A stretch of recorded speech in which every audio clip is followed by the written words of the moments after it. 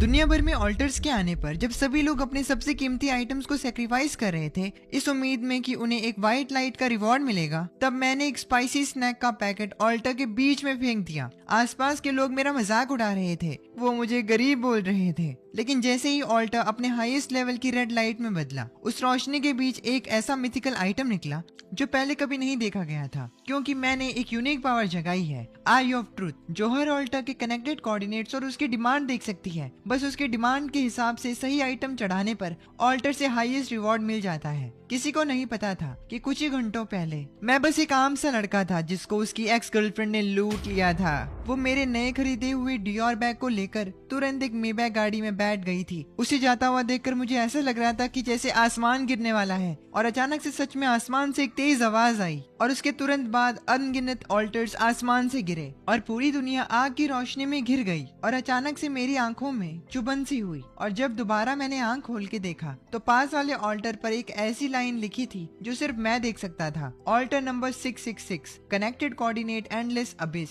एक giant beast जिसने सब कुछ खा लिया है, लंबे वक्त ने उसको बोर कर दिया है।